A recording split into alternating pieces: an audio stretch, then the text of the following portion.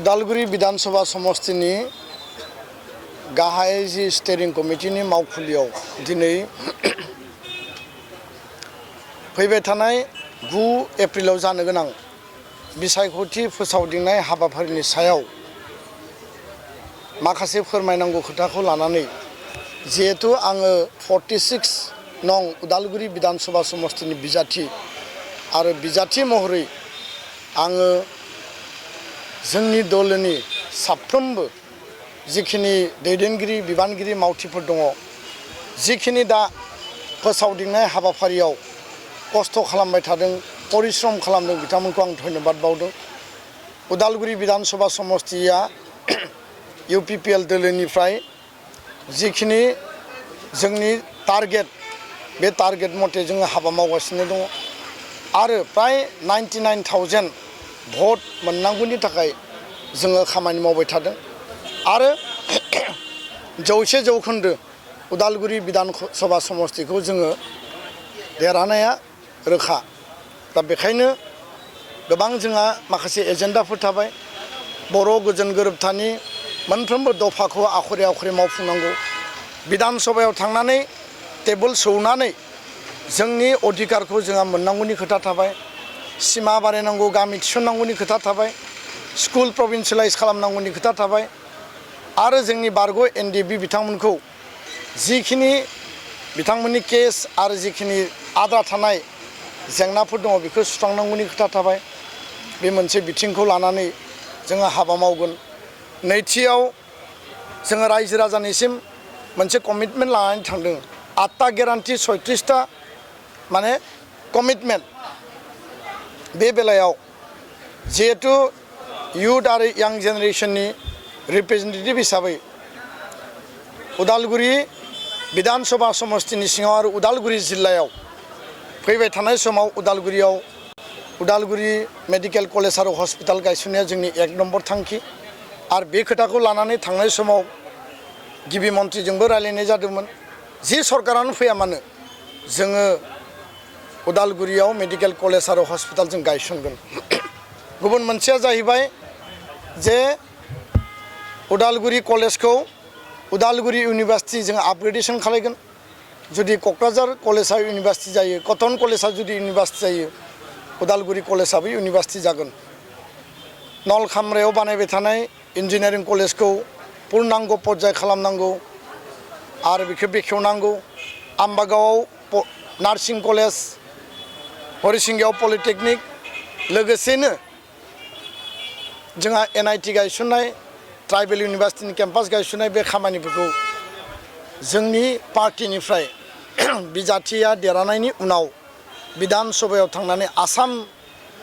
सरकारजों सावरायनानै मोनफ्रोमबो दिगखौ सुस्रांनायनि थाखाय खामानि मावगोन। गोबां जायगायाव जों केम्पेइनाव थांदों आरो केम्पेइनाव थांनायनि समाव रायजो राजाया जोंखौ बुंदों जे अरुणोदयखौ दाननानै होदों। गोरिब गुन्द्रानि जोंनि आइ आफानि अरुणोदयखौ अन्याय भाबै दाननाया बे बिराद मोनसे गाज्रि खामानि बे मोजां खामानि जायाखै। दा बेखायनो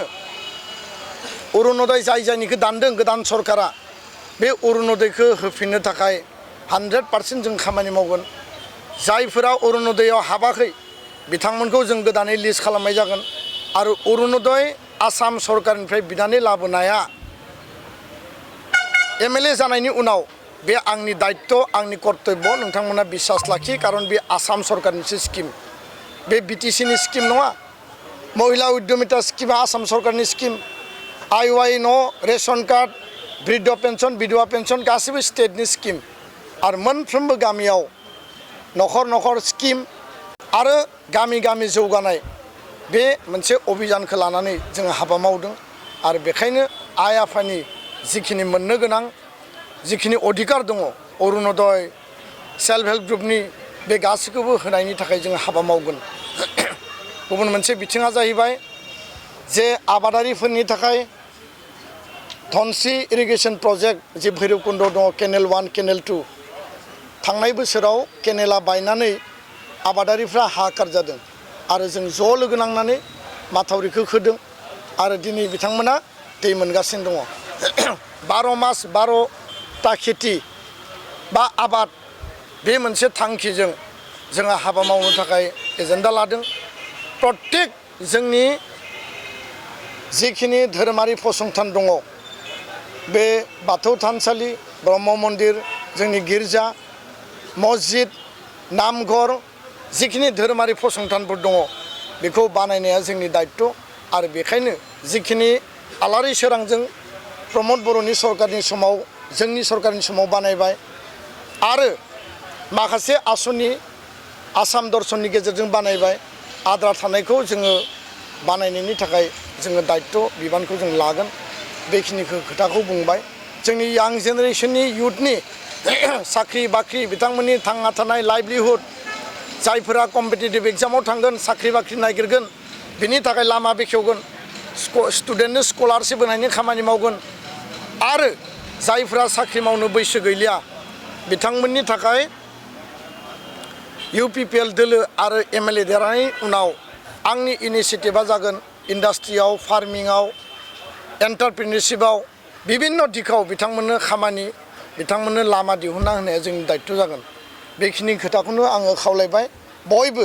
गावनि फिसा, गावनि गथ', गावनि फंबाय, गावनि बिदा बायदि फार्स्ट टाइमनि थाखाय आं राजखान्थियाव ओंखारबोदों आरो UPPL दोलोआव हाबनानै हारिनि गुबुन गुबुन माहारिनि सिबिनायनि थाखाय खामानि मावनाया आंनि महान मोनसे थांखि। जायफोरा खेबब्रै 4th टाइम MLA जाबाय, 20 बोसोर MLA जाबाय रिहन दैमारि बिथाङा,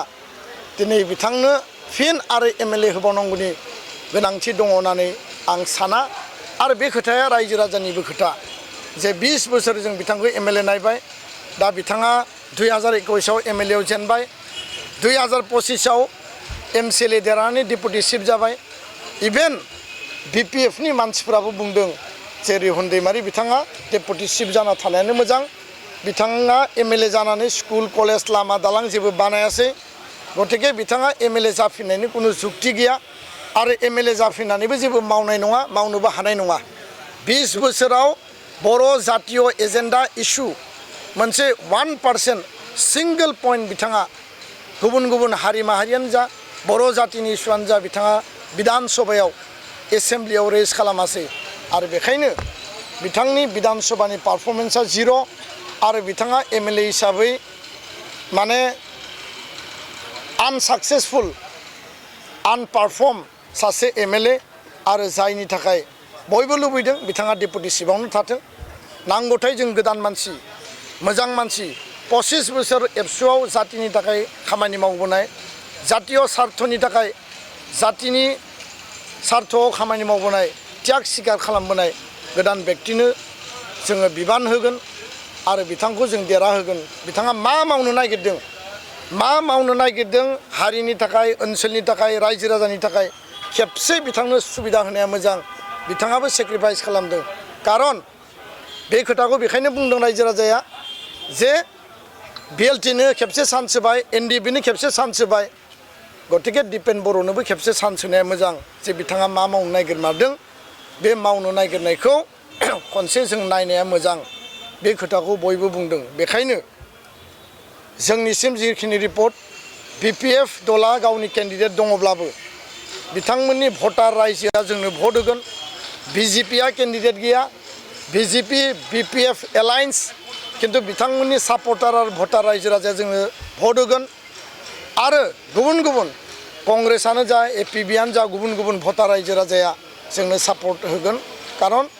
जातीय एजेन्डा गुबुन गुबुन हारि माहारिनि जौगानायनि एजेन्डाया जोंनि आरो बिथांमोननियाव जेबो एजेन्डा गैया। जायनि थाखाय थांनाय सानसे सिगां भैरबकुन्द आउटपस्टनि मोखाङाव UPPLनि सापर्टार गाखोनाय गंसे गारि AS12 AG 1577 बे गारिखौ अन्थाइ खुबैनानै BPF दोलोनि रेहन दैमारिनि बिथांनि जिखिनि गुन्दा बाहिनी दङ, जिखिनि बिथाङा गें फिसिनानै दोनदों आरो मोनफ्रोम जायगायाव गंथाम गंब्रै गारि गें फिसिनानै दोनदों, जाहो लोंहो दोनदों, केम्प खालामनानै थाखा फैसा होनानै दोनदों, बे मानसिफ्रा अन्थाइ खुबैनानै गारिखौ सिफायदों। जों थानायाव केस होदों, SPखौ खावलायदों आरो स्पेसियेल DGPखौ खावलायदों DGP बिथांखौ खावलायदों आरो आसाम सरकार भारत सरकारनिसिम इलेक्शन कमिशन अफ इन्डियानिसिम रिटार्निं अफिसारनिसिम जों कमप्लेन हरदों जे भैरबकुंड समष्टि उदालगुरि विधानसभा समष्टियाव जि गें आरो जि फैसा आरो जि गुन्डा फिसिनानै इलेक्शन देरहानायनि जि परिकल्पना खालामदों बे मुथे जोंनि ओनसोलनि थाखाय बे सान्थि गायसननाय ओनसोलनि थाखाय बे मालाबा मोजां खामानि नङा 15टा बिटिसिनि विधानसभा समष्टियाव जेबो दावराव दावसि गैया बयबो गावबा गाव प्रसार खालामदों 126टा आसामनि विधानसभा समष्टियाव जेबो दावराव दावसि गैया किन्तु एकमात्र उदालगुरि विधानसभा समष्टियाव रेहन दैमारी बिथांनि गुन्डा बाहिनी बे गेंआ थाखा फैसा जाहो लोंहो रायजो राजानियाव फैसा थाखा गारहैदों रायजो राजानि अरुनदयखौ दानना होदों दा बुंहैदों आरो अरुनदय होगोन 2 लाख थाखाखौ बिथांमोना रावनोबो होआबासिनो गावसोर लाबाय 25,000 प्रमोद बर'आ जि सेल्फ हेल्प ग्रुपनो फैसा होदोंमोन 10,000 दाननानै 15,000ल' थाखा होबाय आरो दिनै बिथाङा MLA दारायनानै देरहानायनि सिमां नुदों गासिबो क्षमताया दिनै रेहन दैमारी बिथांनि आखायावनो 20 बोसोर MLA 10 बोसोर मन्त्रि MCLA देरहाबाय डेपुटि चिफ जाबाय टाउन कमिटिनि चेयारमेन हस्पिटालनि चेयारमेन कलेजनि चेयारमेन हाई सेकेन्डारिनि चेयारमेन डिस्ट्रिक्ट स्पर्ट्स एसोसिएशननि चेयारमेन बिथाङा रावनोबो क्षमता रावनोबो पजिशन रावनोबो हगारनो गोसो गैया गावनो नांजोबगौ समस्त क्षमता अधिकार बे गावनि आखाइ कब्जायाव आरो रायजो राजाया बिबेचना खालायगोन सासे मानसिनो बेसेबां बारे बारे अधिकार होगोन बेसेबां बारे बारे क्षमता होगोन सासे मानसिनो बेसेबां पावार होगोन आरो बेखायनो रायजो राजाया बुंदों एबाराव जोङो दला जि जाया मानो केन्डिडेटखौ नायनानै भट होगोन आरो केन्डिडेटनि सार्थआव भट होगोन बे खोथाखौ बयबो बुंदों आं बेखायनो रायजो राजाखौ बुंदों गिनायनि दरखार गैया नार्भास जानायनि दरखार गैया जोङो साहसनि गेजेरजों उदालगुरि विधानसभा समष्टिखौ देरहागोन 100% देरहागोन आरो बिथांनि गुन्डा बाहिनी गें जायफोर फिसिनानै दङ पुलिसा जुदि उइदिन 24 आवार्सनि गेजेराव बिथांमोनखौ जुदि हमा जिहेतु जों केस होबाय FIR होबाय जुदि एरेस्ट खालाया जोङो भारत सरकारनिसिम जोङो मेम'रेन्डाम हरगोन राष्ट्रपति प्रधानमन्त्री गृहमन्त्रिनिसिम जोङो लेटार हरगोन UPPL दोलोनि जानानै जाहाथे बेयाव गें आरो गुन्डागिरिनि पलिटिक्स सोलिया थाखा फैसा होनानै जोंनि मानसिफोरखौ बायखांगासिनो दङ जेराव जोंनि सापर्टार फैयो बेयाव 50,000 1 लाख 2 लाख 10-20 हाजार होनानै बिथांमोना बायखांगासिनो दङ तारमाने जेनगोनखौ मिथिनानै गिदों बयबो बुंदोंमोन बिथांखौ MLA गेलेनाङा नोंथाङा डेपुटि चिफखौनो मोजाङै मावदो जिहेतु MLA जेनखाबाय 2021आव रायजोआ रिजेक्ट खालामबाय रायजोआ बिथांखौ माने जोगारबाय किन्तु बिथांनो क्षमता नांगौ पावार नांगौ जायनि थाखाय बिथाङा फिन MLA दारायनानै बे गुन्डागिरिनि पलिटिक्स दादागिरिनि पलिटिक्स आरो गें पलिटिक्स फैसा थाखा राननायनि पलिटिक्सखौ दिनै बिथाङा अपेन केम्पेन खालायाबासिनो मानसिफोरखौ बाहायनानै बेबायदि मोनसे परिबेस खालामदों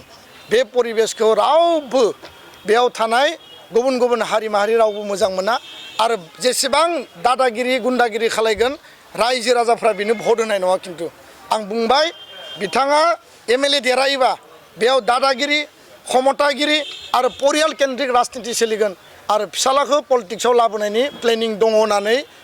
BPF दोलोनि ओंखाम संग्रा न'निफ्रायनो आंनो खिथादों तारमाने आरो बे सिंनि खबर आरो बिथांमोनाबो बे खोथाखौ लानानै गोजोननाय गैया आं दिनै रायजो राजाखौ खावलायबाय फिन नोंथांमोना गावनि फिसा गावनि फंबाय गावनि गथ' बायदियै खेबसे आशीर्बाद हो मदद हो 9 तारिखआव ट्रेक्टरनि सावगारियाव बयबो भट होनानै जाहाथे नोंथांमोननि बिजाथिखौ देरहाहोगोन आरो बेखिनि खोथाखौनो आं दिनै मिडियानि गेजेरजों फोरमायबाय जों जेब्लायबो सान्थि गोजोन गायसननायनि थांखियाव school college medical college university